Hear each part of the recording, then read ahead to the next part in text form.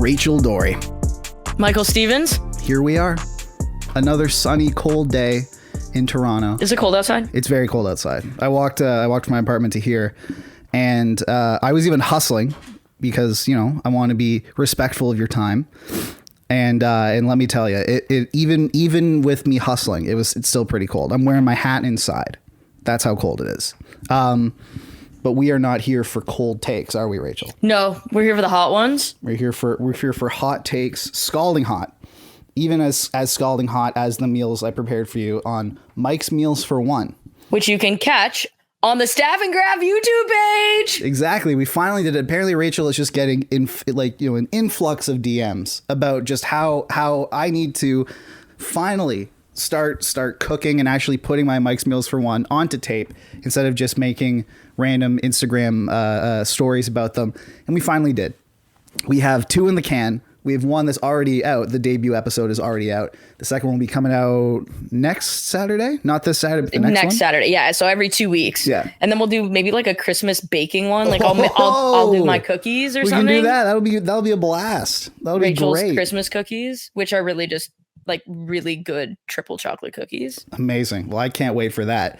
My mom just consistently bullies me into making them. So listen, if I had a daughter and she made great Christmas cookies, I would make that contingent on my relationship and love with her. Solid. So, that's how it goes. All right, Rachel. Well, McDavid is back.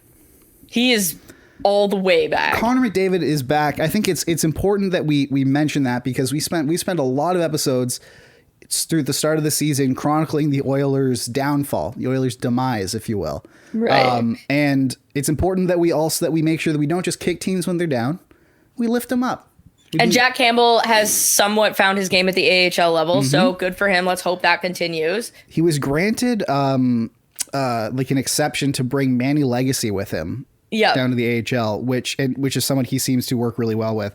And hey, it looks to have worked there. So keep going. Obviously, like leave him down there so you can figure everything out. We don't need to be going up and down like a toilet seat. And he can also go down there and live like the routine of a number one goalie again. Exactly. You know, like because even when he's in Edmonton, like it's always going to be a timeshare between him and Skinner.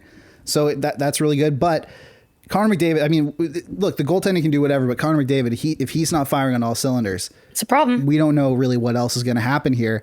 And yet here he is. He's back. The Oilers have won 2 straight. They've outscored their opponents 13-2 in those 2 games. That's pretty good. It was a 5-0 win and an 8-2 win. So that's pretty good. And listen, any Oilers game that includes a shutout, you take that. That is A-okay. A shutty. That is A-okay. He also has 9 points in those 2 games. Again, pretty good, I would say. That seems good. Yeah. And he's finally doing, because McDavid was like coming along at like that point per game. It's funny, that seems to be his floor. He's horrendous and he's a point per game. We're talking like, man, McDavid, he looks nothing like himself. Is he playing with one leg and he's like a point per game and all that, but he's dominating games like he used to. He had a 69.67 expected goals in that first game and an 86.19% expected goals in the second game, which I believe was the 5-0 win.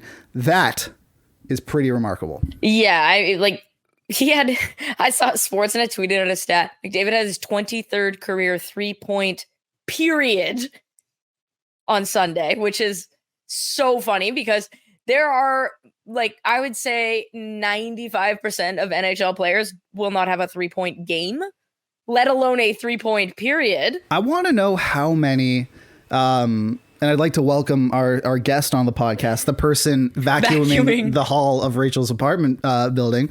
A great guest that we just didn't announce. Surprise. No, but I wonder how many Hall of Famers have 23 3-point games versus 3-point periods. And this is Hall of Famers who have played like 19, 20, 15, 20 years in the league. Yeah. Like this is crazy. But this is the dominant McDavid that, like we've come to know and love. I ran my model this morning. Yep. Model's like, 132 points. So how many players in the world? That's a disappointing season. Like this guy can have a disappointing season and put up 130 This points. guy That's can absurd. this guy can basically drop like 20 to 30 points from the year before and still finish with 130. Like we need It's to honestly so funny. like we need to make sure that we appreciate greatness when it happens. Because it's ridiculous. Because this is not going to happen. Like, it's like with what LeBron is doing right now. He's literally 40 years old and he's averaging like 26, 7 and 7. And it's just like we need to take a second and just not take this for granted. No, yeah, McDavid is, I mean, wolf. Like this weekend, watching him and Draisaitl cook, I was like, oh, and Draisaitl's back. If they start like cooking on a consistent basis, like, again, it's gonna be a problem for everybody else, because I think we all knew that them playing the way they were playing, which was only at a point per game pace, was just not sustainable. Which is so ridiculous to actually say. That's such a ridiculous sentence. Just like, we know that them playing at a point per game pace, unsustainable. They would definitely exceed that. Yeah. Like we had last podcast, we had a conversation about how whether Quinn Hughes and Cale Makar were as good as Bobby Orr, and then we're sitting here and it's like, yeah, if these two players only perform at a point per game, that is horrendous. We should burn them at the stake. We should null and void their contracts. Wild behavior. Unbelievable. But this also goes to show the urgency in Edmonton. Yeah. Like you have two players of this caliber. One is a UFA in 2 years. I think the other in 3. Yeah. Get it going. Time is of the essence, fellas. But Draisaitl's back 7 points in his last 4 games. He's putting the puck in the net. Thank you to his contributions to my fantasy team. I took him 2nd overall. So a point per game player, a little bit of a disappointment for 2nd overall, which is great. But the funny thing is that Stuart Skinner is still not playing very well. And the Oilers seem to turn things around. Like he's a nice guy. I talked to him at the All-Star game last year. He's a nice guy. Fine.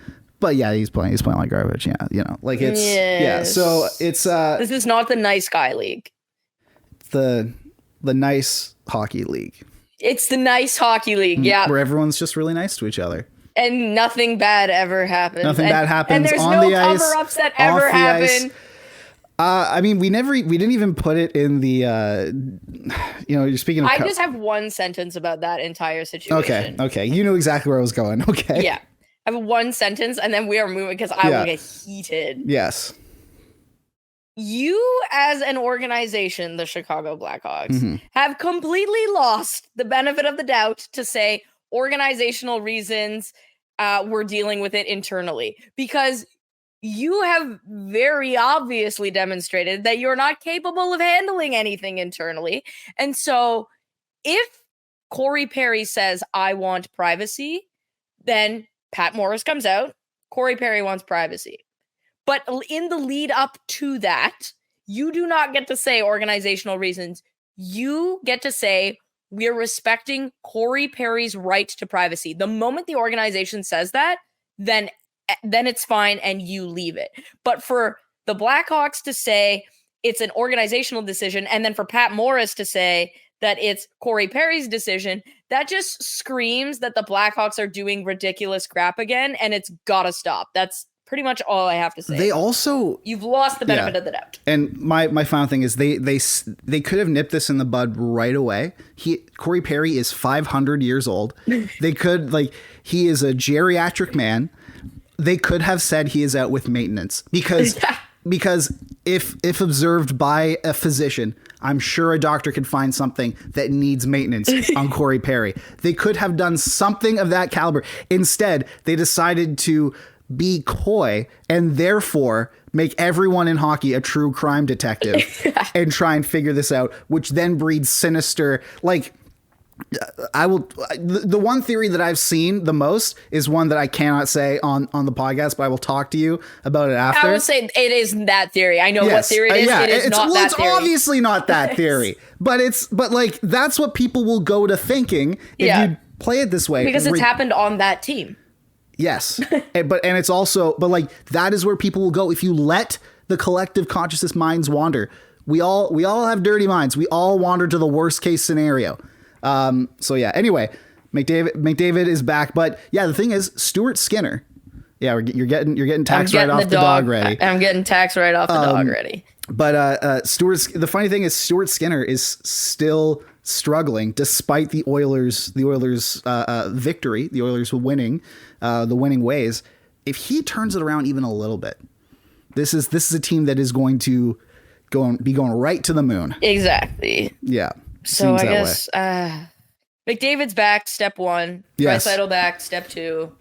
As long as you have those, because the Oilers, why they were playing, why we were all ready to sound the alarm, is because they couldn't outscore their dog poop defense and goaltending. Like, keep in mind, this is a team that went to the conference finals against the Avs, who, like, based on competition, was one of the most dominant Stanley Cup winners in recent years. Yeah. They only lost like 4 total games en route to the Cup. Hilarious. They made it to the conference finals against that team with Mike Smith in net, who was literally handing the puck to opponents. Oh my God, yeah, against Calgary. Like, against everybody. Like, do you remember Rasmus Anderson? Yes. I remember it all. Oh my God. I had to read the news hits after that game, and every game it would be Mike Smith would literally be like, "Here you go," and like you could just you might as well start the game 1-0, like down 1-0. Negative. It's just the football minus exactly, 1. Yeah. Exactly. But why we were sounding the alarm is the fact that, like, not only was the goaltending like 860 bad, it was that also the nuclear weapons had been lost. Yeah. You know, so now the nuclear weapons are back. They're so back. You know, you just need to make sure Chernobyl is contained a little bit, Yep. and then hey, we'll be producing energy again. Exactly. An incredible metaphor that I just pulled together at the top of my head. Be great. Do you have tax right off the dog? We are bringing back This Is Fine, because everything in Minnesota is absolutely not fine. The opposite of fine. Bill Guerin looks like he wants to sear his entire team's head off. Dean Evason's head explodes on the bench 4 times a night. Can we just say Dean Evason is like, for all the talk that we get of like torts being like intimidating or like Dean even Evason. like Dean Evason is legitimately the scariest hockey coach I've ever seen. I would rather get yelled at by just about anyone. Dean Evason. The intensity on his face, like the meme. That guy's a meme. He's a walking meme. He always looks like he's holding back, a death threat. Like, his bottom lip is always trembling. He's always holding back it. Like, he is like, when Bruce Boudreau gets like the redheaded and gets super angry. He's just that all the time. But it's like quiet until it explodes. Like, it reminds me like Rick Bowness was like losing his mind at Dean Evason, who, by the way, is back. And in the Jets. I was on Game Over Winnipeg last night, and it was a bit of a tough game to be on because the Jets looked like the old Jets. But the Jets, man, before that game, they won 8-9. They won in Bonus's first game back. A shutty in his first game back, like not too shabby. But like Dean Evason, like Rick Bonus is losing his mind to Dean Evason, and Dean Evason is like barely looking at him, and then just goes like come on, like come get it, like I honestly come get a taste. I think if I were on a bench and someone was that calm, like remember when Patrick Wall was losing his mind against Bruce Boudreau, of all people. Like, he was like bending the stanchion. I gotta get Bruce on the pod to talk about that. Oh my God. We gotta get Brucey on the pod. We gotta do it like right now. Like call him up. Okay. I have to call Bruce. If somebody was just that calm, cool, and collected, and then all of a sudden just went, I would be like, you know what? I'm actually like, not maybe that guy's gonna kill me. Like, maybe that guy's gonna like disembowel me on camera. Like Dean Evason has like, and I say this with all due respect because I like Dean Evason. I don't want him to get fired. I think he's fantastic. And we'll talk about it. Like Dean Evason has like serial killer energy to me. Like Dean Evason, he's the dad. If you break his daughter's heart, you need to leave the country. Yeah. That's the dad. Oh yeah. If he's the dad where like then I've also heard that he's like the nicest man. So like I haven't personally met Dean Evason, and like Bruce is just a big teddy bear. Yeah. But like I've heard that behind the scenes Dean is just super nice. He seems like that. And then he steps on the bench and this guy seems like he's He reminds me of I had this woodshop teacher in grade 8, I believe. And his name was Mr. Healy. And he was a really nice guy, like in any other context. But when he got mad, he would do that thing where he goes like, get down from there. Like, he'd do like the thing with like his the Ted Bundy like, thing. like stop talking, like that kind of thing. And like, and he reminds me so much of Rachel's that. dad vibes. Yeah, he reminds me so much of that, in that like Dean Evison seems just like a guy who would be perfectly pleasant behind the scenes, but when he's pissed, he like instills the fear of God in you. Yeah. Yes. So the fact that the Wild are struggling as much with that, with death lingering over them, is mind-boggling, because, and we talked about Edmonton before, the Minnesota Wild's goaltending is Edmonton level. It's not great. They have a collective .872 team percentage right now, or save percentage right now as a team. Is that bad? It's really bad. So the difference between Edmonton's goaltending and Minnesota's goaltending is Minnesota has an in-house solution to their goaltending issues. They have the best goalie prospect in the league, like, yes, one of them. Edmonton could have drafted Jesper Wallstedt, and instead Judd Brackett got to tear his groin running to the stage. They picked was it McLeod? Xavier Bourgault. Oh god. Yeah. Not ideal, but Minnesota, should they choose, has an in-house. Is he ready? Wallstedt is ready. The issue that they have is it would involve waiving Marc-Andre Fleury. They're not doing that. Which would be not a good idea. Well, we also... Oh, look. Vegas... While we're on Marc-Andre Fleury. Yes, we might as well talk about the fact that he exposed the league for being all talk. Him and Travis Dermott just doing...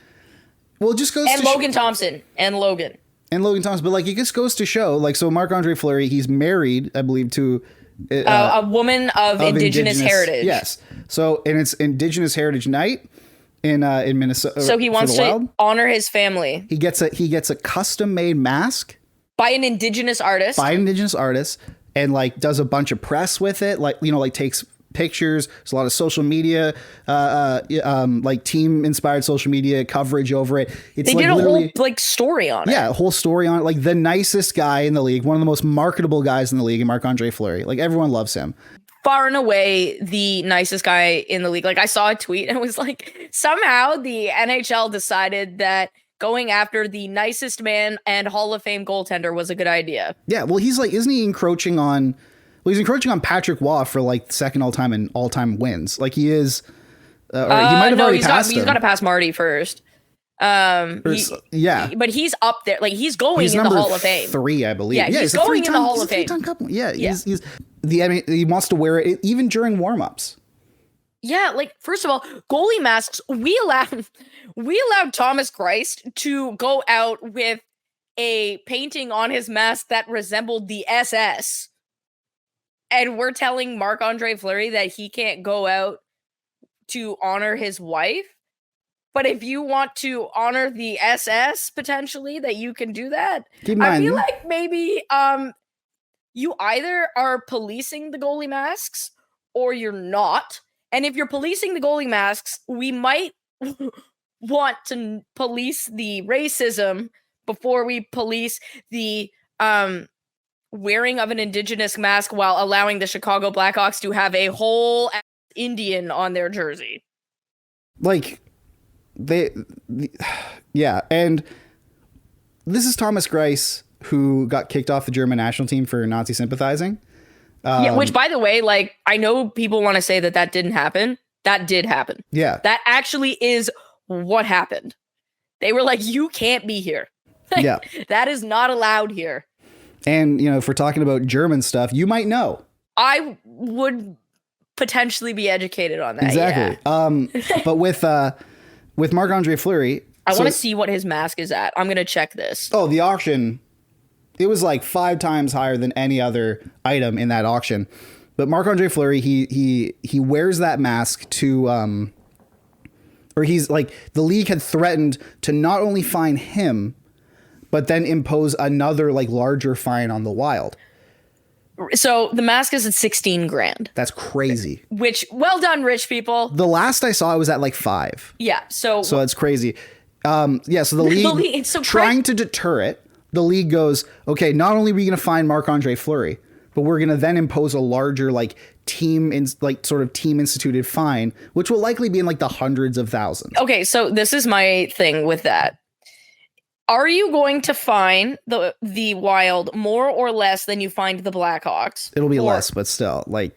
Okay, so then if it is less, it'll be like a couple $100,000. If it's $100,000, then we know that honoring your wife is 1/20th the crime of the biggest sexual assault cover up in modern NHL history. I'm not even done yet. Okay. Sorry. Apologies. So if it's a couple $100,000, even if it's a couple $1 million, let's just say the NHL is like, it's actually worse than covering up sexual assault. Let's just say Craig Leopold, I did some research, is worth $3.6 billion with a B dollars. That would be less than 1% of his total net worth. It would be the equivalent of me purchasing a junior chicken. If he's not willing to pay that fine, his whole team should revolt against him. Now, I think he would be. Mm-hmm. So I'm not going to put that on him. But he should have gone down and told Marc-Andre Fleury, wear the mask. I'll pay the fine. Yeah. Wear the mask. And maybe he did. We don't know. And maybe he did. And if he did, good on him. Because clearly the NHL is not fining. They've had their bluff called twice. Three times this. now. Or three times? Logan Thompson and Sergei Bobrovsky. With the Hockey Fights Cancer. But they made up some, I believe they made up some. Well, that's a league initiative. And it's also like, oh, well, they've worn it in the past, I think, or something like that. So it's like that was part of the. Marc-Andre Fleury has been married to his wife in the past. Did really? You know? What? Yeah. He's been married to his current wife in the past? Yeah. Wow. It is breaking news. Also, this was like the one time Alan Walsh, absolutely do your tweets, bro. Well, listen, I'm all for Alan Walsh popping off on the league. Oh yeah. But like this is where a sword could have come in handy, you know? Like this is sword with NHL. With Gary or something in the back. Like, oh my God. Would have been great. I'm surprised. I'm honestly surprised he hasn't done that. But so thankfully he went out, he wore it, and the NHL got they got their bluff called twice now. So I was listening to Elliot Friedman talk about this, and he brought up a good point. So I think the reason that the rule was instituted was perhaps to avoid having things like the swastika and the SS painted on a mask, because let's call it what it is. We should not allow that on a mask. You should also hope that like you don't have to institute a rule to get, like, you should also hope that like maybe the bare minimum, no one playing hockey for a living is a Nazi, like hopefully. Yeah. So I understand that sort of thing. You don't want any hate symbols, but it would not be difficult. This is the opposite of hate. It would not be difficult for the rule to state that you can use pride tape because it's not a hate symbol, and you can choose not to because it's your choice. Freedom of speech goes both ways, except a certain segment of society that we all know who I'm talking about only wants freedom of speech for themselves and not anybody else. But you could institute a rule that just says no hate symbols, no symbols of war, no prejudice symbols. Can't have any of that. Not allowed. So Rachel, but if you want to honor cancer survivors, your wife, your father, your children, that's allowed. So Rachel, I'm going to do some method acting for a second. Can't wait. I'm going to be like, Bill, bunch of numbers. I'm going to go, that's cool. What about straight pride night? Okay, so the thing about straight pride is that you would have to be in a marginalized community for that to be a thing. And the old white straight guys are the least, like, they're not even, I can't even take that seriously. And scene. But so great that Marc-Andre Fleury did that. However, he is not playing very well this year. No, he's 875 save percentage. He's also old. He is also very old. Philip Gustafsson, who had an incredible year last year, 881. Bad. So this is bad. Their 5-on-5 save percentage is 906. So you might go, oh, that's okay. No, that's fine. 906. That's a lot better than 872. Yeah, well, the league average is 919 at 5-on-5. Yeah, so you're 15 percentage points below the league average. It's not going to cut it. And the worst part of it all is that, you know how we were talking about, we were looking at the Oilers and how like, even when because their save percentage was so low, their PDO was like 94 or something. It was absurd. Yeah, it was going to regress back to the mean. The Wild are basically right at the average PDO. They're 99.9. The average is 100. Oof. So this just means they have, even with the worst goaltending you can possibly have, like pretty much the worst goaltending you can possibly have. I believe they've surpassed the Oilers when it comes to collective save percentage, like as a team, as at last. So the thing, what's interesting, still at like they still have like what is considered like a league average PDO. So this is where the "this is fine" part comes in, because I did some digging in the model. So remember when the Wild were like really boring to watch because nothing ever happened? Pretty much our entire lives up until like 2 years ago. So they're back to being that. They're one of the better defensive teams in terms of like expected goals against. Like they don't give up a ton, but their goaltending is poop. Mm-hmm. But offensively, one of the worst teams in the league. Yeah. So like, I know Kirill Kaprizov's been battling something. They were without Matt Boldy for a little bit, but oh my God, like they're not only are they not scoring, they're not creating. No, they're not doing anything. So yes, their goaltending is bad, but their offense is about half of what it was last year. And that is just not going to cut it. And that's not a Dean Evison thing. Like he was the one that allowed them to continue to have fun with after Bruce Boudreau. And then Mike Yeo came in and like made them awful. And then Dean Evison was like, actually, we're going back to having fun. Oh, Mike, the Wild were, don't get me started on that. Yeah.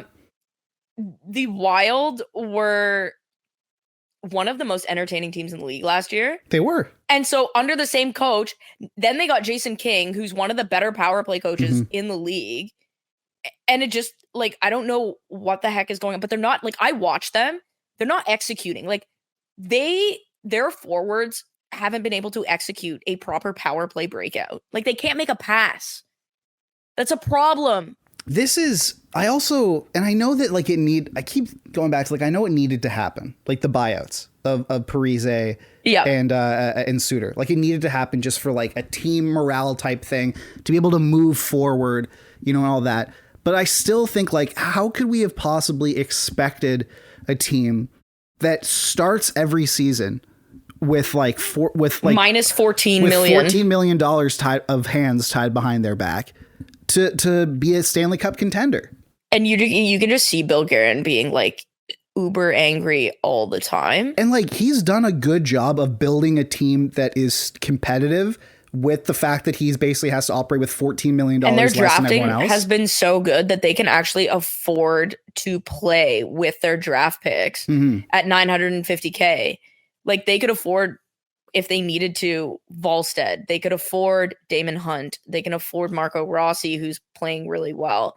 Like Judd Brackett and his scouting staff has done such a great job of building that prospect pool that it is conceivable that they have 6 or 7 impact players making below $1 million because they're capable of stepping into an NHL lineup.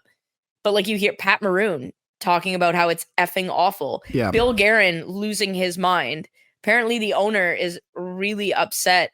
The reality of the situation here is they're just not creating enough offensively. And I'm sorry, but that falls at the feet of the guys at the top. That falls at Kirill Kaprizov's feet. Matt Zuccarello. Zuccarello's performing well. He's got 21 points in 19 games. But they're not creating. They're not. Yeah.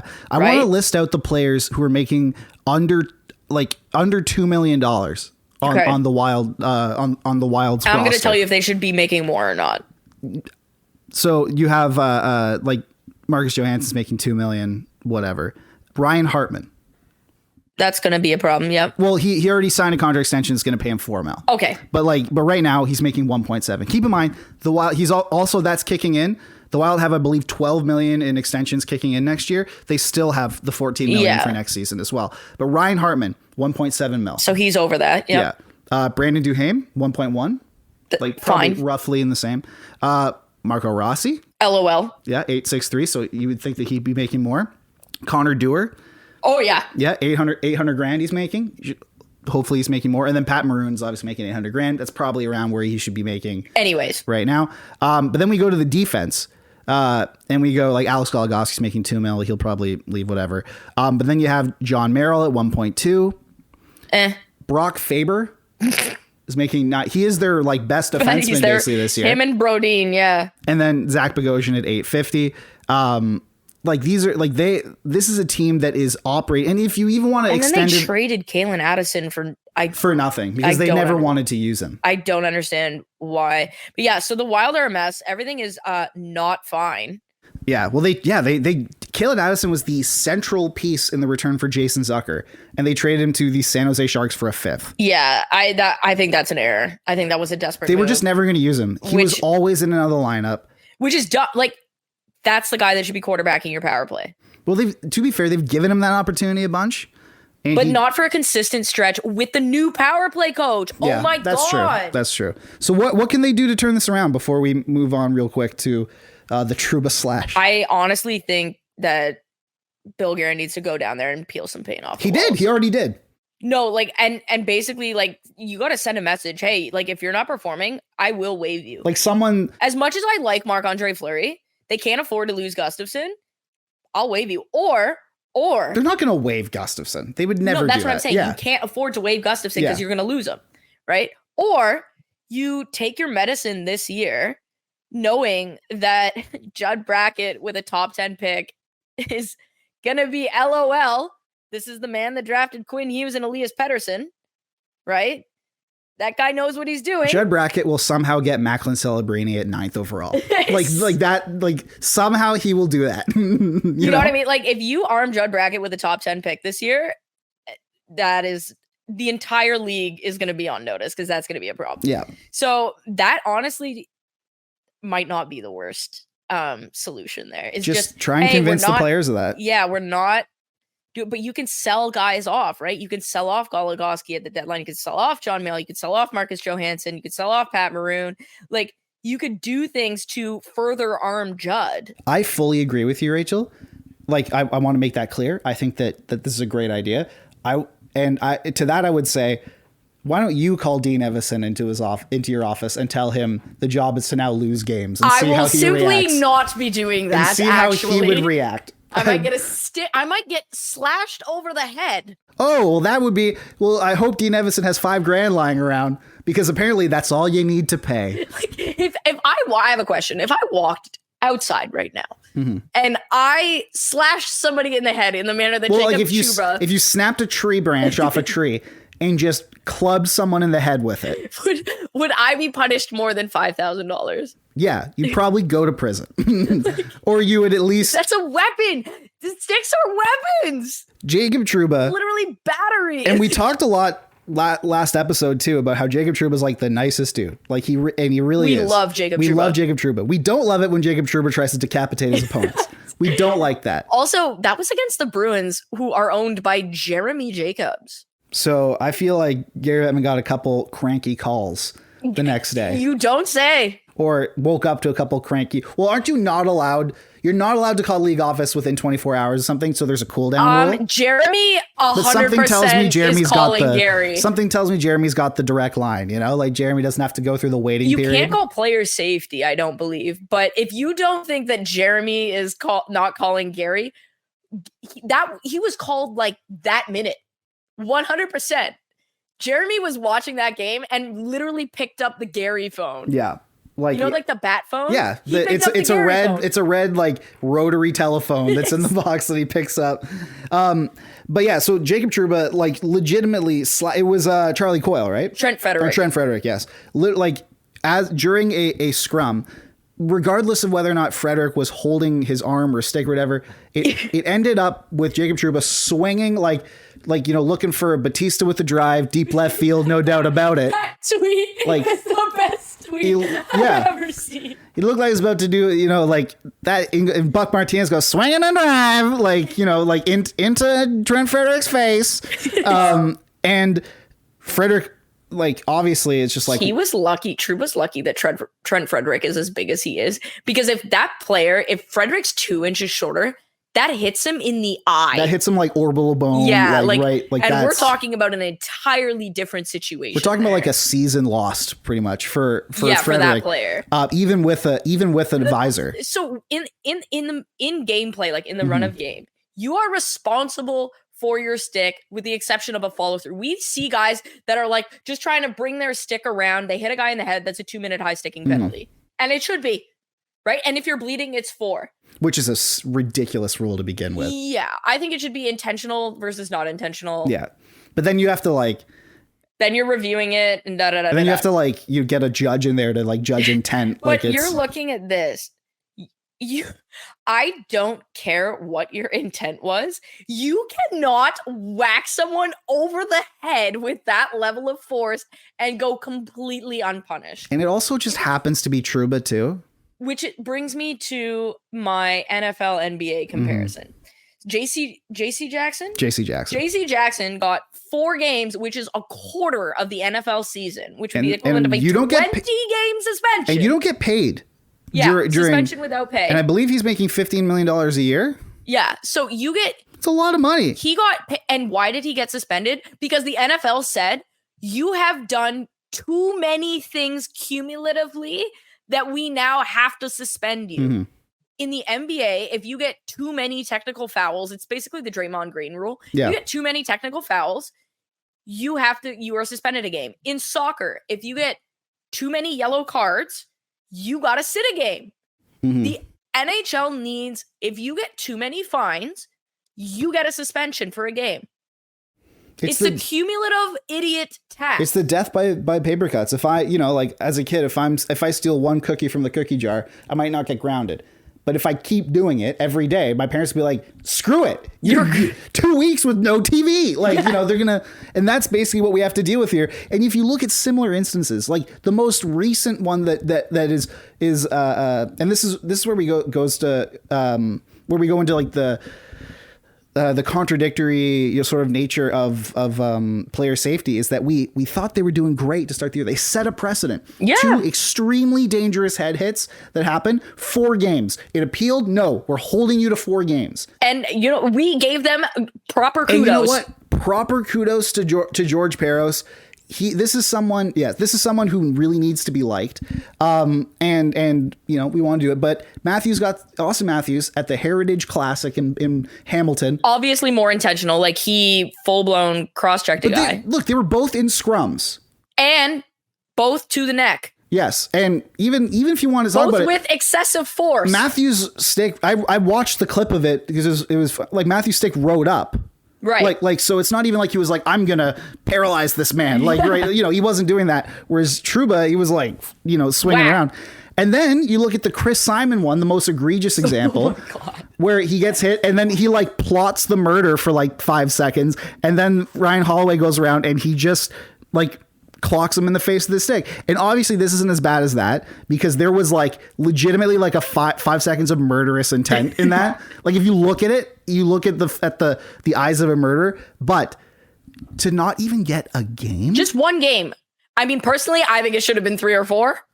It should have been 4. But at minimum, if you think it was, even if you think Trent Frederick went like this, you still cannot have your hands like a baseball bat and swinging. Under no circumstances should you be swinging your stick at any point. Yeah. So that right there is 1 game. At the very least. And please institute if you get 3 fines, you have to sit a game. Absolutely. If you have to sit a game for missing the All-Star game, you should have to sit a game for slashing a guy in the head. For getting 3 fines. It's crazy. So, yeah, who knows what crazy acts of violence will happen between now and our next episode, Rachel. But we've reached the end of the line. Obviously, go donate to Jumpstart. We love Jumpstart. They're a charity of choice. It helps it helps everyone get or helps kids from disadvantaged economic backgrounds get into team sports, which is really important. And then obviously subscribe to us on YouTube, write us a review on Apple Podcasts, iTunes, Spotify, whatever, and check out the first episode of Mike's Meals for One that's on YouTube. And until then, we will see you on Thursday.